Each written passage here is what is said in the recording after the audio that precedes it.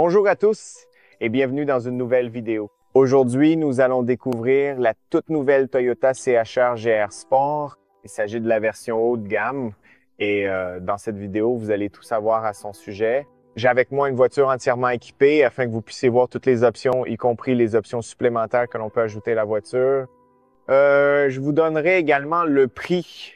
Nous allons passer en revue l'intérieur, l'extérieur, la qualité des matériaux, l'espace, le système multimédia. Dans cette vidéo, nous allons parler de tous ces aspects. C'est une revue statique, mais si vous voulez la voir sur la route, si vous voulez voir l'essai routier ou le test de consommation, j'aurai des vidéos séparées sur mes chaînes. Alors, restez connectés si vous voulez voir ces vidéos, car elles seront vraiment intéressantes. Maintenant, les amis, laissez-moi commencer par le prix. Et tout d'abord, je veux vous dire que si vous êtes à Bucarest, en Roumanie, si vous voulez voir la voiture, l'essayer et l'acheter, vous pouvez aller chez Toyota Bucarest Sud. Je laisserai le lien dans la description ainsi que sur l'écran. Ce sont des gens vraiment sympathiques. Ils vous aideront avec chaque problème que vous pourriez avoir. Vous pouvez faire l'essai routier, faire l'entretien là-bas et ainsi de suite. Alors, allez vraiment les voir. Je vais vous donner le prix de départ parce qu'après, vous allez penser que la voiture est trop chère, comme je le vois dans beaucoup de commentaires. Tout d'abord, la version d'entrée de gamme que vous pouvez acheter, c'est un CHR avec un système hybride de 8 litres, traction avant. Et cette version active, le prix de départ, avec toutes les taxes incluses, c'est 33 600 428. C'est le CHR le plus abordable que vous puissiez acheter.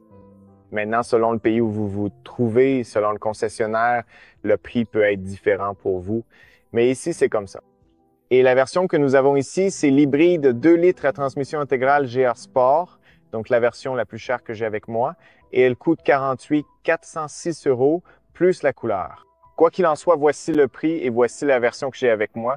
Je vais vous donner quelques données techniques, puis nous commencerons la revue de l'extérieur et de l'intérieur. Tout d'abord, ce que vous devez savoir, c'est qu'il s'agit d'un système hybride complet. Cela signifie qu'il y a un moteur essence à l'avant, un moteur électrique intégré à la transmission et un moteur électrique à l'arrière de la voiture. Il s'agit donc d'un système à transmission intégrale intelligent qui permet à la voiture de passer d'un moteur à l'autre ou au moteur essence afin de vous offrir les meilleures performances, la meilleure économie et la meilleure efficacité en général. C'est un système incroyable et Toyota fabrique des systèmes fabuleux. J'ai aussi conduit un peu la voiture aujourd'hui jusqu'ici et j'ai de nouveau été surpris. Je conduisais simplement en me disant « Wow, ce système, il est tellement fluide, les pédales, la façon dont elles roulent, c'est vraiment un excellent système. » Et j'ai toujours dit dans mes vidéos que je pense que Toyota a probablement le meilleur système hybride, ou en tout cas fait partie des meilleurs systèmes hybrides du marché. Dans le top 3, c'est certain parce que c'est incroyable. Même si beaucoup de gens commentent sur le look de la voiture ou beaucoup de gens parlent de l'intérieur des voitures, quand il s'agit du moteur, je trouve que c'est tout simplement fabuleux. Bref, c'est mon avis. Comme je l'ai dit précédemment, la version que j'ai avec moi est équipée d'un moteur essence 2 litres, 4 cylindres en ligne, combiné à 2 moteurs électriques. C'est un système à transmission intégrale et il est relié à une boîte automatique ECVT à variation continue. C'est une transmission spéciale pour ces systèmes full hybrides, une transmission vraiment excellente. La vitesse maximale de la voiture est de 180 km/h, le 0 à 100 en 7, 9 secondes, 198 chevaux et 190 Nm. La consommation se situe entre 4, 8 et 5, 2 litres selon la norme WLTP. De plus, les émissions de CO2 sont comprises entre 112 et 117 grammes selon les différents modes de conduite et situations. Maintenant, la capacité de la batterie pour ce full hybrid, c'est une batterie lithium. Et ce qui est intéressant avec cette batterie lithium, c'est qu'elle est assez grande pour un full hybrid. Je veux dire, j'ai conduit et testé tellement de voitures full hybrid, mais aucune d'entre elles n'a une batterie de 4-8 kWh. Donc, pour moi, c'est impressionnant. Ça vous permet de rouler encore plus en mode électrique. C'est vraiment proche. Ça se rapproche beaucoup d'un hybride rechargeable en termes de taille de batterie. Pas tout à fait, mais c'est clairement un bon pas en avant pour rouler en mode électrique. Bien plus que les autres full hybrides, je dois le dire. Et j'ai vu, vous pouvez aussi le voir si vous regardez la vidéo de l'essai routier, là vous trouverez plus d'informations à ce sujet. Maintenant, en information supplémentaire, le premier moteur électrique qui est intégré à la transmission développe 113 chevaux et 206 Nm. Le deuxième moteur électrique qui se trouve sur l'essieu arrière développe 41 chevaux. Et au total, la puissance du système est d'environ 197 chevaux. Et le moteur essence, 152 chevaux, 190 Nm. C'est un système compliqué à expliquer, mais il faut lui faire confiance, vous voyez. Il faut lui faire confiance, c'est vraiment un excellent système. Le volume du réservoir est de 43 litres. La voiture est également équipée de disques de frein ventilés à l'avant, de disques de frein classiques à l'arrière et de jantes de 19 pouces. Voilà, ce sont les données techniques les plus importantes concernant la voiture.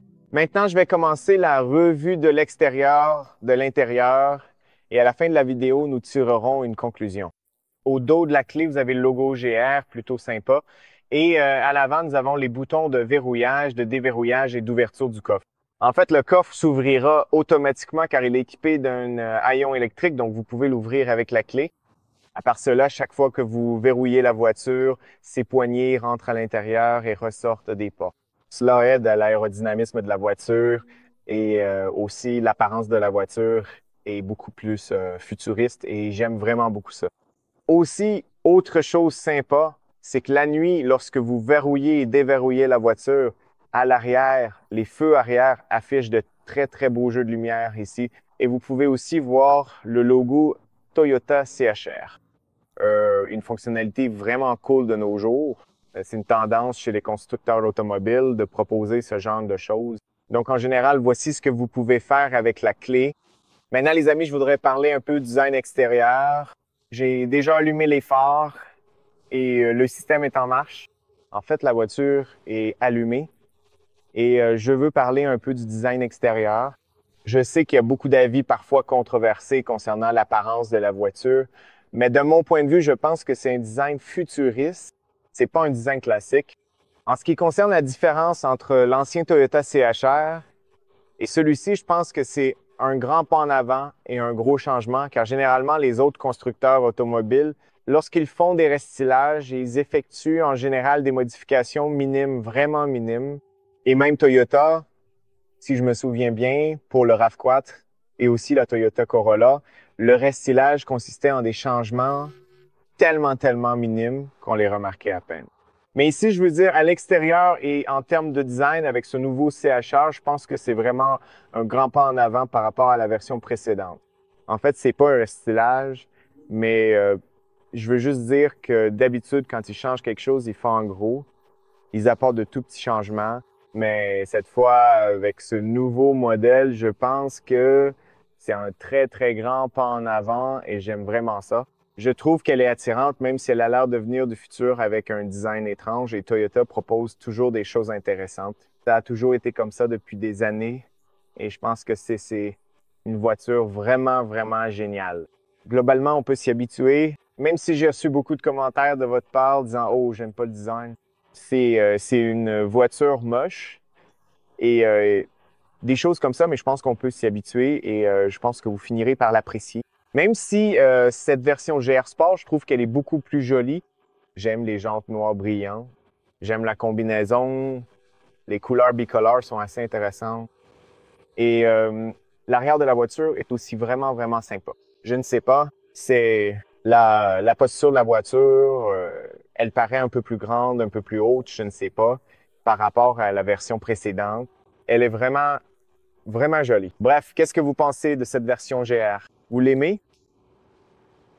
Écrivez-moi dans les commentaires. Bref, sur le toit, vous avez partout un toit noir. Ici, vous avez ces spoilers allongés avec un design très élégant, très épuré au centre. Donc, vous pouvez voir comment ils ont façonné cela. Ça rend vraiment bien. Ensuite, vous avez l'antenne radio, les vitres arrière teintées, les vitres teintées aussi ici. Ensuite, tout est noirci à l'arrière, donc c'est plutôt cool. Et puis, il y a ce genre de spoiler supplémentaire ici en bas qui est vraiment sympa. Et puis, vous avez les feux arrière qui sont vraiment grands et bien visibles. Vous pouvez les voir la nuit sans aucun problème. Ensuite, vous avez l'inscription Toyota CHR qui est également illuminée. Et puis, vous avez les feux anti-brouillard LED. Les clignotants, en fait, si je ne me trompe pas, ce sont simplement des ampoules halogènes classiques et je ne comprends pas vraiment pourquoi beaucoup de constructeurs automobiles utilisent des ampoules halogènes pour les clignotants et non des LED, mais bon, c'est comme ça. Et ici, au niveau de la plaque d'immatriculation, le bon point, en fait, c'est que vous avez deux caméras. Regardez ça. Vous voyez? Il y a une caméra pour la marche arrière et cette caméra-là, elle sert pour le rétroviseur central à l'intérieur de la voiture. Et je vous montrerai ça quand on ira à l'intérieur. Mais le point un peu décevant, encore une fois, c'est que les lumières de la plaque d'immatriculation sont juste des ampoules classiques. Vous voyez? Ce sont pas des LED, donc c'est une lumière jaune sur la plaque d'immatriculation, mais c'est pas très grave parce que vous pouvez facilement les changer vous-même. Ensuite, à l'arrière, il y a des lignes, des formes intéressantes, ainsi que des catadioptres. Puis ici, vous avez du plastique mat, les capteurs de stationnement, 6 capteurs à l'arrière. Ici, ces capteurs sont utilisés pour toutes les fonctionnalités de sécurité et la voiture est équipée de nombreuses fonctions de sécurité. Très intéressant, une couleur grise. À part ça, pas de sortie d'échappement. À l'arrière, on ne voit que cela juste en bas, si vous regardez d'un peu plus près. Mais dans l'ensemble, c'est un design élégant, épuré et simple. Sur le côté ici, du côté conducteur, vous avez le réservoir. Il faut l'ouvrir depuis l'intérieur de la voiture et il y a un bouton ici sur lequel il faut appuyer d'abord. Puis vous l'ouvrez simplement et voici le réservoir. Relativement simple. J'aime le fait qu'il soit positionné du côté conducteur. Ensuite, à l'arrière, ici, vous avez une petite vitre. Ici, on peut discuter un peu plus de la visibilité depuis l'intérieur. Le passager à l'arrière ne sera probablement pas très content. J'irai un peu plus tard à l'intérieur et nous en parlerons et je vous montrerai ce qu'il en est de la visibilité. Mais en général, j'aime beaucoup les poignées. Je trouve qu'elles sont futuristes, jolies, de bonne qualité et elles s'encastrent aussi. Donc, c'est plutôt sympa. Vous pouvez aussi verrouiller et déverrouiller la voiture d'ici. Donc, la qualité générale des poignées et des portes est très bonne. Vous pouvez l'entendre maintenant et j'aime aussi l'entrée et l'ouverture ici.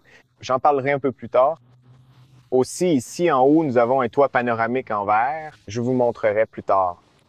Ici, vous avez les rétroviseurs, de grands rétroviseurs avec une bonne visibilité depuis l'intérieur. Il y a aussi la technologie d'angle mort. Elle se trouve dans le coin. Ce que j'aime le plus, c'est qu'à l'avant, en fait, ils s'étendent et rendent cette vitre un peu plus grande, donc la visibilité est excellente. Nous avons des clignotants, un voyant LED et en bas une autre caméra. Donc, c'est cool.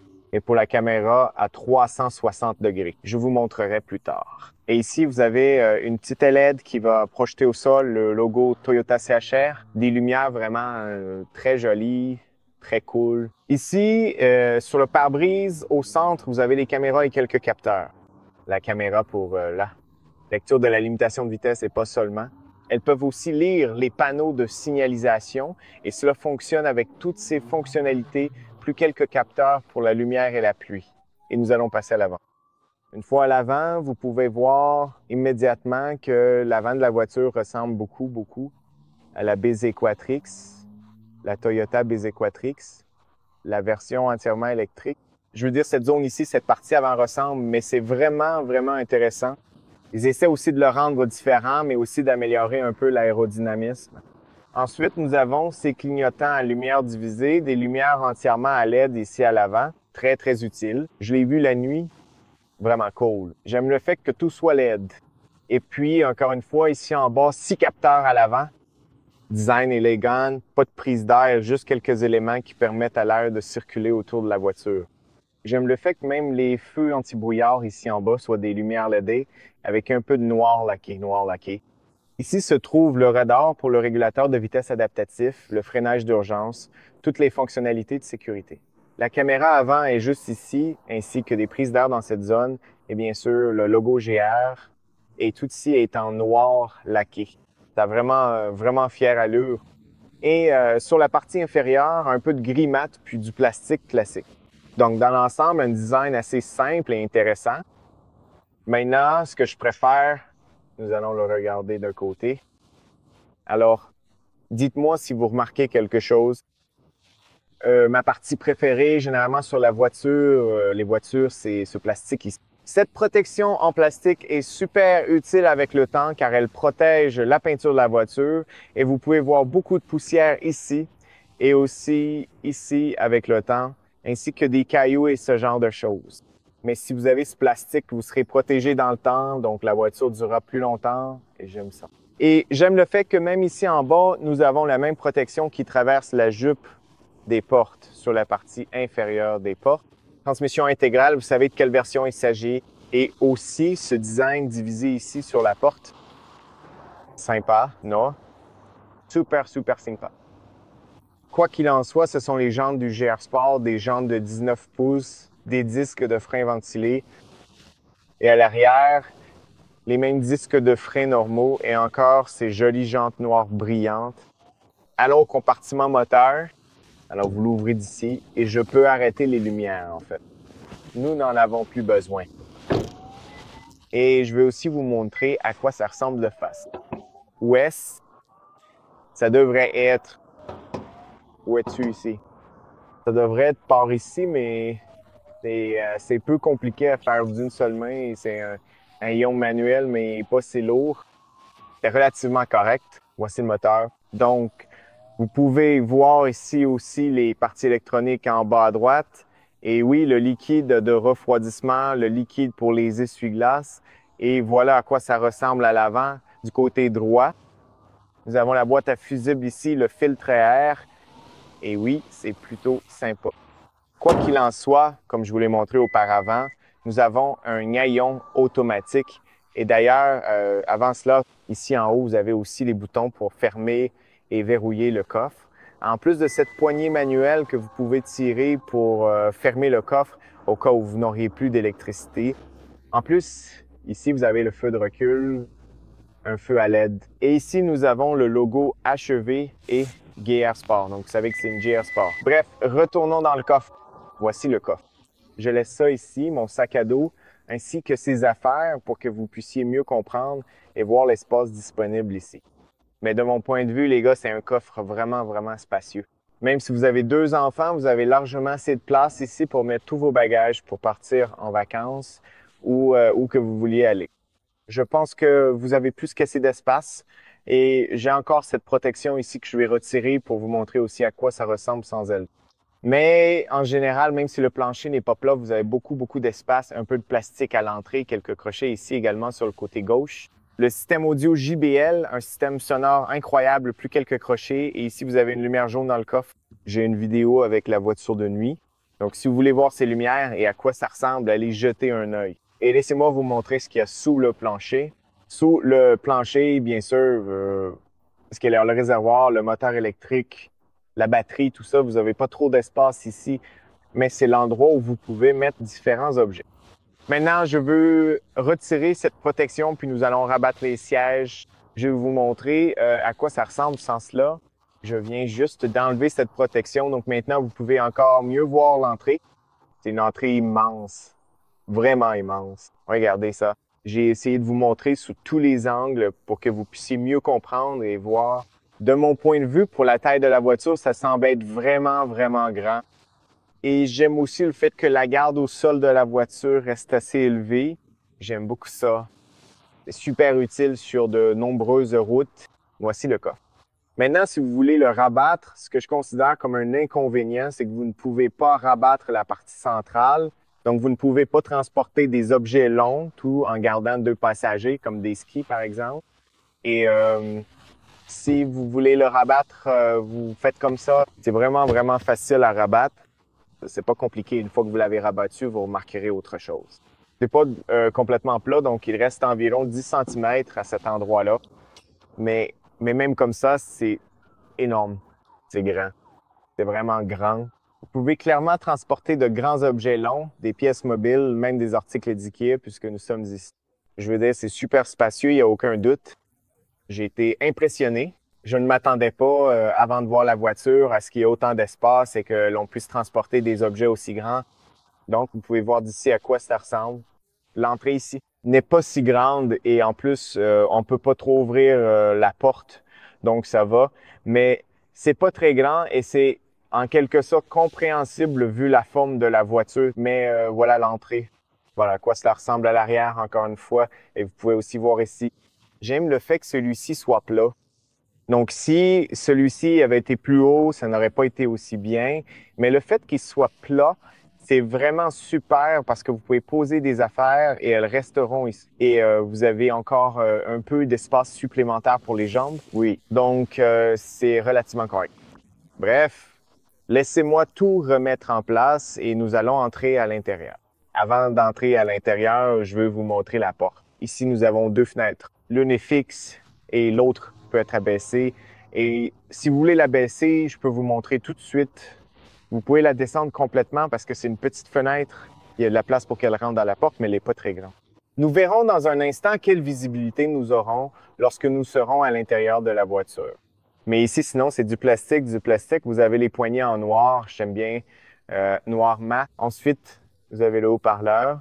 Ici aussi, c'est du plastique, même si on dirait que c'est du cuir, c'est du plastique. Ensuite, vous avez le bouton, vous avez un espace pour les boissons. Et à part ça, ici, il n'y a rien d'autre.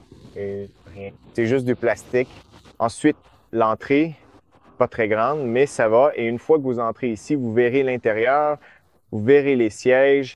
Les sièges sont fabuleux. Je veux dire que la qualité des sièges est vraiment, vraiment bonne. De mon point de vue, c'est super. En bas ici, vous avez les aérations de la batterie à partir d'ici. Ça peut ventiler un peu la batterie. Et je veux vous montrer les sièges. Vous avez de l'Alcantara au centre et sur les côtés, du cuir. Magnifique. Isofix pour enfants, vous pouvez installer deux sièges enfants ici à l'arrière. Et ici, vous avez de l'Alcantara et du cuir sur les côtés. Derrière les sièges avant, vous avez du cuir partout. Il y a aussi un peu d'espace de rangement. Et globalement, au centre, vous n'avez pas d'accoudoir ni de porte-gobelet ou ce genre de choses. Mais ici, vous avez un port USB-C, donc pas d'aérateur, mais un USB-C. Donc, ça va. Et le tunnel de transmission peut être 5, 7 cm. Je veux entrer à l'intérieur. Là-haut, vous avez aussi un crochet. Je veux entrer à l'intérieur et je veux vous montrer combien d'espace j'ai. J'ajuste ce siège à ma position de conduite. Je mesure 1,73 m. Donc, je l'ajuste parfaitement à ma position de conduite. Je vais certainement fermer la portée. Et une fois que je l'ai fermé, 173 cm, vous pouvez constater que j'ai encore beaucoup d'espace. Donc si vous avez 173 cm et que vous conduisez à l'avant dans la position de conduite parfaite, c'est l'espace que nous aurons encore. Si vous êtes une personne très grande, tout ira probablement bien, mais vous devez absolument vérifier. Mais pour moi, regardez ça, j'ai largement assez d'espace et au niveau de la tête, j'ai, disons, 3 ou 4 doigts au-dessus de ma tête. Donc ici encore, cela dépend de vous, cela dépend de votre taille. Mais c'est bien. Je veux dire, en termes de confort à l'arrière, c'est très bien pour moi. C'est vraiment bien. Je ne peux pas me plaindre. J'ai vraiment l'impression d'avoir beaucoup d'espace. Mais ce qui n'est pas aussi bien, c'est la visibilité depuis cet angle. Donc les personnes qui resteront ici n'auront pas une très bonne visibilité, mais ce n'est pas grave. Et en plus, il y aura un angle mort ici pour le conducteur. Mais en termes de qualité des sièges et de confort, c'est vraiment, vraiment très bien. En plus, vous avez ce toit vitré panoramique qui est magnifique et il couvre tout le toit. Magnifique. Bref, laissez-moi aller au milieu. Une fois que vous allez au milieu, vous pouvez y aller facilement. Ici aussi, c'est relativement souple. À l'arrière, c'est un peu plus ferme. Au niveau de la tête, ici, il y a un peu moins d'espace, peut-être 1 ou 2 doigts au-dessus de ma tête. Je peux étendre la main, mais pas beaucoup. Aussi à l'avant, pas tellement. Et dans l'ensemble, j'ai plutôt un bon espace, je dois dire. Et aussi pour les jambes, ici, j'ai pas mal de place, ici, ici. Donc globalement, l'espace est plutôt correct. Au niveau de l'espace pour les jambes, comme vous pouvez le voir ici, c'est plutôt correct. Du moins pour moi, ça va, mais ce n'est pas super confortable. Et sur le côté, probablement, je ne sais pas, ici, pour de courts trajets, vous pouvez être 3 personnes, mais pas pour de longs trajets. Pour les courts trajets, ça ira. Mais pour les longs trajets, même, je ne sais pas, ce n'est pas terrible. Maintenant, les gars, on va passer à l'avant parce que c'est là qu'il y a le grand changement et il y a beaucoup de choses à dire. Même le tableau de bord, regardez le design du tableau de bord sous cet angle. De mon point de vue, c'est vraiment très joli. Dans le même style que ce que Toyota utilise, avec quelques petites modifications à travers quelque chose d'important, mais en général, c'est très très beau. Les lignes, la forme, le design sont modernes. C'est pratique. C'est le mot qui est vraiment important pour nous. Et allons à l'avant et laissez-moi vous montrer pourquoi je pense que c'est pratique. Ici, encore deux fenêtres, une ici, une là. Le fait est que vous avez, comme la fenêtre est étendue, elle est grande, vous avez une bonne visibilité et j'ai conduit la voiture hier et aujourd'hui et je n'ai rien trouvé dans cette zone qui puisse gêner pendant la conduite, donc c'est très bien. Mais si vous voulez voir plus d'informations, regardez l'essai routier. Ici, dans cette zone, cette fois à l'avant, ils ont accordé beaucoup plus d'attention aux conducteurs et aux passagers avant. Donc en général, c'est davantage conçu pour les personnes qui conduisent elles-mêmes ou à deux, mais c'est très bien parce qu'à l'avant, ils ont vraiment mis l'accent sur la qualité. Ici, vous avez du cuir partout. Ici, vous avez de l'Alcantara. Vous avez des surpiqûres rouges et blanches, de l'Alcantara ici. La qualité est excellente. Vous avez un éclairage d'ambiance juste ici dans les portes, ainsi qu'une sorte de plastique gris sur la poignée. Ensuite, vous avez ici les boutons pour les vitres. Ils donnent une impression de bonne qualité. Rétroviseur réglable électriquement, rabattable. Vous pouvez replier les rétroviseurs. Ici, vous avez un espace de rangement. Vous avez les boutons pour régler les sièges, car il s'agit d'un siège à réglage électrique. Vous pouvez en fait régler la position et vous pouvez l'enregistrer pour l'utiliser plus tard. En bas ici, vous avez un haut-parleur ainsi qu'une autre information supplémentaire. Les sièges à l'avant, ici, sont réglables manuellement. C'est quelque chose à garder à l'esprit. Mais à l'entrée, bien sûr, le logo GR sur cette belle plaque en aluminium à l'entrée rend très bien. Ensuite, vous avez des pédales normales, donc pas de pédales en aluminium sur ce modèle. Siège à réglage électrique, donc d'ici, vous pouvez ajuster les sièges vers l'avant, l'arrière et même le soutien lombaire ou la position latérale. D'ici, vous pouvez régler la position latérale et c'est assez simple. Maintenant, l'entrée à l'avant est grande, suffisamment grande et une fois qu'on y entre, vous pouvez voir ces magnifiques sièges GR Sport. Excellente qualité, ils sont beaux et ils sont super confortables et aussi la qualité est vraiment très bonne et ils ont cette forme sportive. Vous avez le logo GR ici sur l'appui-tête et quelques surpiqûres rouges ainsi que des zones perforées ici avec un très beau design, vraiment un design magnifique et le soutien latéral est tellement important que vous pouvez vous amuser avec la voiture sur des routes sinueuses tout en restant très confortablement installé sur ces sièges.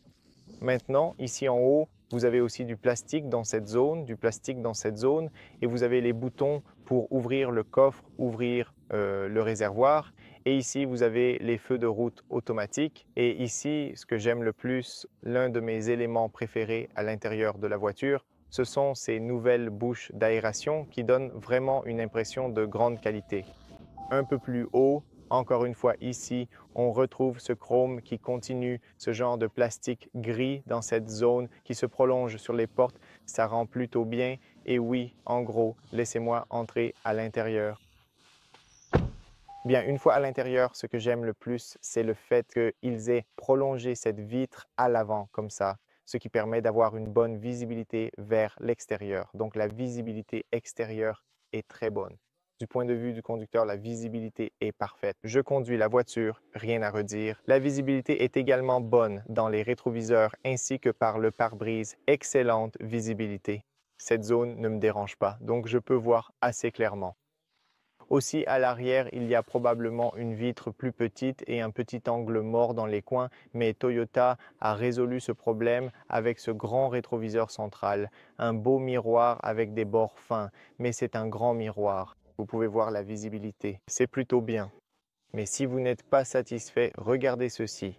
Boum, vous avez une caméra que je vous ai montrée avant et maintenant, vous pouvez régler cette caméra à partir d'ici. Vous disposez de nombreux réglages haut, bas, luminosité et autres choses de ce genre. Donc c'est vraiment une fonctionnalité vraiment cool, donc à avoir. Ensuite, un peu plus haut, vous avez également ce miroir lumineux LED, ce microphone, cette poignée ici. Super cool. La qualité du toile est également relativement bonne. Ici, vous avez également ces lumières, la lumière LED, et puis vous avez le bouton SOS, bien sûr. Et ici, nous avons ces accoudoirs, et c'est aussi une sorte d'accoudoir en caoutchouc. Vous pouvez l'ouvrir.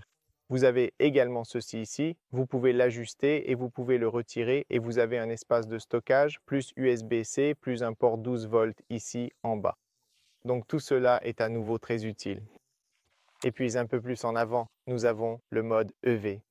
Le mode EV, lorsque vous avez suffisamment de batterie, donc par exemple, vous pouvez voir là-bas si vous avez assez de batterie, si vous passez en mode EV, vous pouvez mettre la voiture en mode EV et rouler uniquement en électrique. Par exemple, vous pouvez économiser la batterie pour plus tard. Laissez-moi vous montrer le graphique pour que vous puissiez comprendre. Si vous avez assez de batterie, vous la gardez et si vous souhaitez rouler dans une certaine zone en mode électrique, vous appuyez ici et vous roulez doucement en mode électrique. Frein à main électronique, très belle intégration. J'adore vraiment la façon dont ils ont conçu cela ici.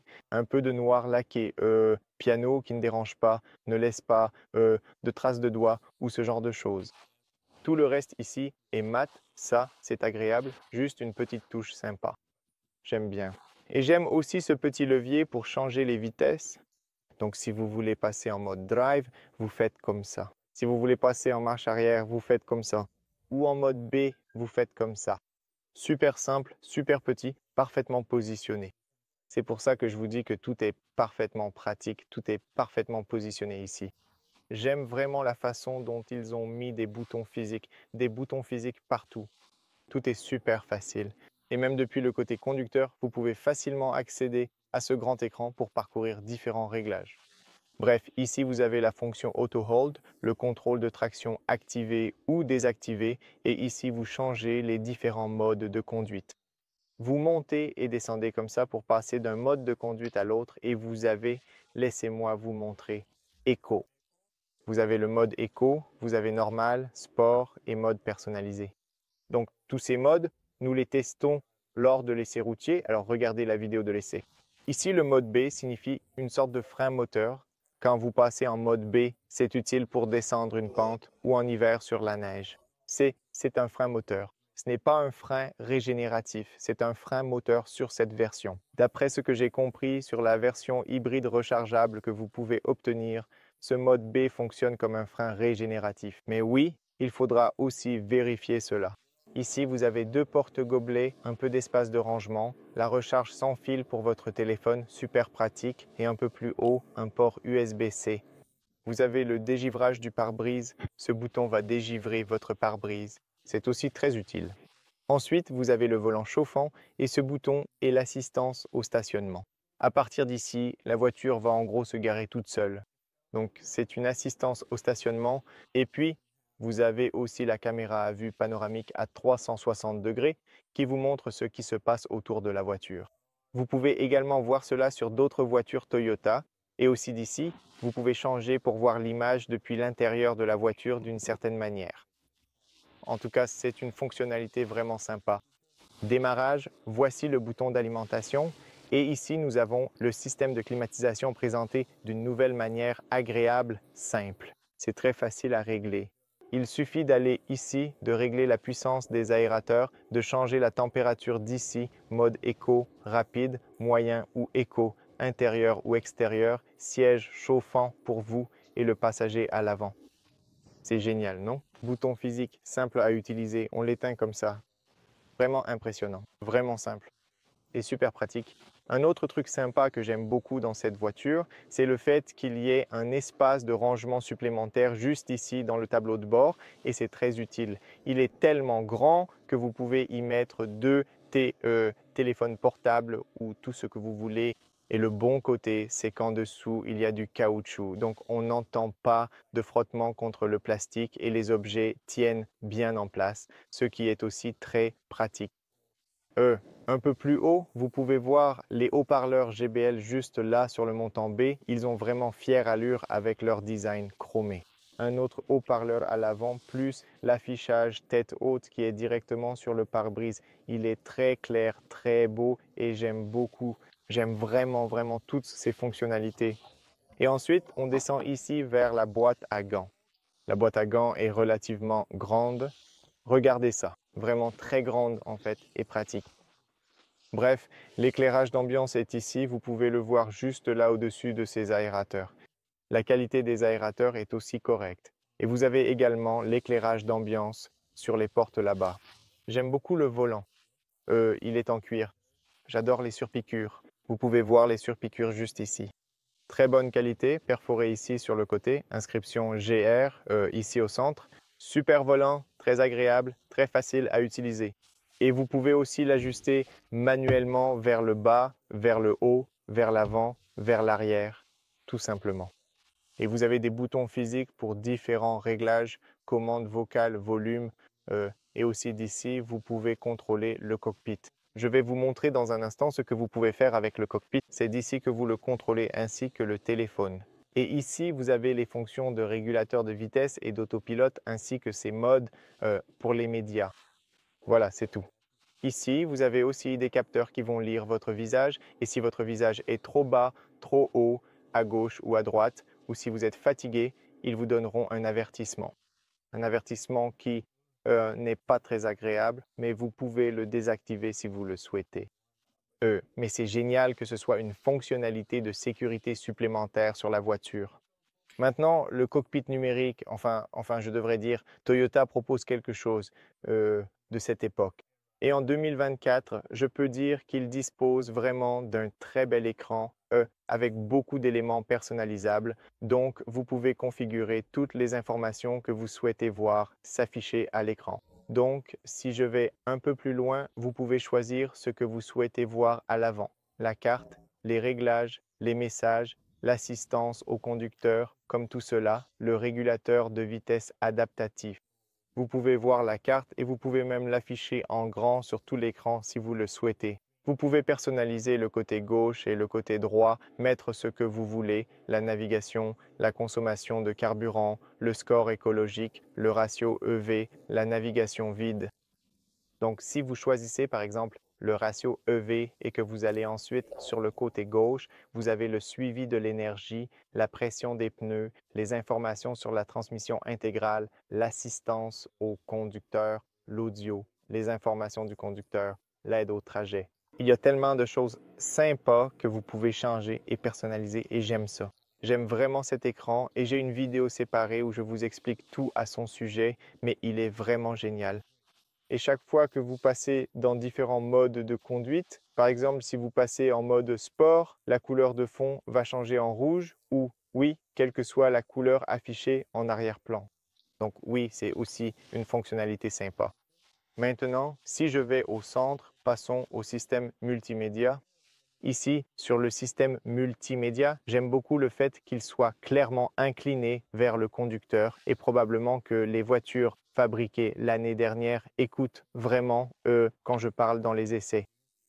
Du moins certaines d'entre elles, parce que ce système multimédia est incliné vers le conducteur. Il est parfaitement positionné, donc on voit très bien depuis le point de vue du conducteur. C'est quelque chose que j'apprécie beaucoup et il est vraiment grand, donc vous avez beaucoup de visibilité. Et le gros avantage, c'est que vous pouvez aussi connecter Apple CarPlay et Android Auto. Mais je ne pense pas que vous en ayez besoin. Pourquoi cela? Parce que cette fois, vous avez une bonne carte. C'est une très bonne carte. Elle est bien plus réactive qu'avant. En fait, elle est super réactive et je peux clairement vous le montrer tout de suite. Elle est vraiment très réactive et j'aime le fait qu'elle vous donne beaucoup d'informations ici. Et oui, elle vous montre aussi les hôtels, les restaurants et toutes sortes de lieux importants sur la carte, même les écoles et ce genre de choses. Et une fois que vous choisissez une destination, vous verrez qu'elle charge vraiment rapidement et vous pouvez compter dessus à peu près partout. Donc une navigation vraiment agréable. Enfin, une bonne. Ensuite, ici en bas, vous avez un système multimédia, un système audio, puis le téléphone, et ici, toutes les informations concernant la voiture. Vous pouvez voir le graphique pendant que vous conduisez, avec ce qui se passe au niveau de l'énergie de la voiture. Et ici, vous pouvez voir le moteur électrique à l'arrière, le moteur électrique intégré à la transmission et le moteur à essence à l'avant, ainsi que l'énergie de la batterie au centre. Vous pouvez aller plus loin et voir des informations sur la consommation actuelle et la conduite. Vous pouvez voir la consommation, vous pouvez mettre à jour et vous pouvez personnaliser différentes choses. Ici, comme les lumières, vous pouvez personnaliser les lumières à partir d'ici. Vous pouvez aller dans l'éclairage, donc vous pouvez, oui, allumer et éteindre. Vous pouvez choisir la couleur, par exemple ici, la couleur que vous souhaitez avoir pour l'éclairage d'ambiance la nuit. Donc vous pouvez la choisir à partir d'ici. Bienvenue, au revoir, climatisation de l'habitacle, sécurité, assistance à la sortie et tout ce genre de choses. Portes et commandes ici. Appuyez pour déverrouiller, clé sans fil, clé électronique. Et ensuite, vous avez le déverrouillage de toutes les portes, le niveau d'entrée, toutes ces fonctionnalités de sécurité. Vous pouvez tout à fait l'ajuster à partir d'ici. Même le mode de conduite personnalisé, vous pouvez le configurer ici et choisir comment vous souhaitez avoir la chaîne de traction. Éco, sport, normal. Vous avez la direction, normal ou sport, ou bien la climatisation. Donc ici, vous trouvez les réglages pour le mode personnalisé. Et ce que nous avons ici, c'est le mode de ventilation efficace et utilitaire. Puis, si vous allez ici, vous avez les applications et le navigateur web. Et ici, vous avez les paramètres supplémentaires de la voiture, les informations personnelles, le Bluetooth et les appareils. Ici, vous connectez votre téléphone. J'essaierai de vous montrer cela dans une autre vidéo. Les réglages généraux comme l'accessibilité, la date et l'heure, le clavier, la langue et les unités se changent à partir d'ici. Informations Wi-Fi, réglage de l'affichage, paramètres de la caméra ainsi que le son et les médias. À partir d'ici, vous pouvez ajuster le système audio et les paramètres du système audio. Donc c'est aussi vraiment utile. En plus, vous avez des informations sur la radio FM, puis les paramètres de navigation juste ici. Donc, vous pouvez modifier différents réglages de la navigation. Itinéraire, guidage, trafic, mise à jour de la carte, amélioration et d'autres informations. Donc, oui, information générale du concessionnaire, personnalisation du véhicule, vous l'avez vu tout à l'heure, info et sécurité. Et voilà, les amis. Ceci est le système multimédia. En général, c'était la vidéo, les amis. J'espère qu'elle vous a plu. J'espère que vous avez trouvé des informations utiles dans cette vidéo. Si vous avez encore des questions, posez-les-moi ci-dessous. Si vous voulez voir l'essai routier, la vidéo du test de consommation, allez voir sur la chaîne. Elles sont probablement déjà disponibles. Si ce n'est pas le cas, cliquez simplement sur le bouton s'abonner pour recevoir la notification lorsque ces vidéos sortiront.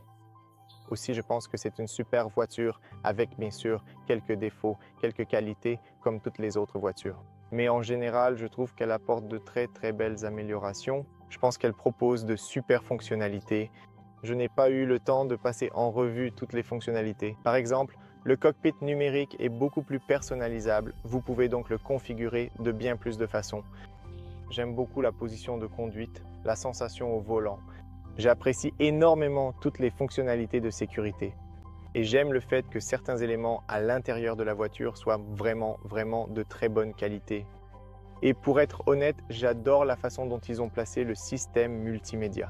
La façon dont il est placé juste ici, incliné, et la manière dont il vous fait face, c'est vraiment agréable. Dans l'ensemble, c'est une voiture très bien construite. Elle bénéficie aussi, si je ne me trompe pas, d'une garantie de 6 ans ou 200 000 km. Donc, de manière générale, c'est une voiture en laquelle on peut avoir confiance et probablement fiable dans le temps, car Toyota fabrique des moteurs et des voitures extrêmement fiables. C'était la vidéo. Qu'elle vous a plu? Tirez-en des infos utiles. Likez, partagez, abonnez-vous. Je vous en serai vraiment reconnaissant. Merci beaucoup à tous ceux qui regardent mes vidéos. Comme toujours, prenez soin de vous et on se retrouve très bientôt pour la prochaine. Salut à tous!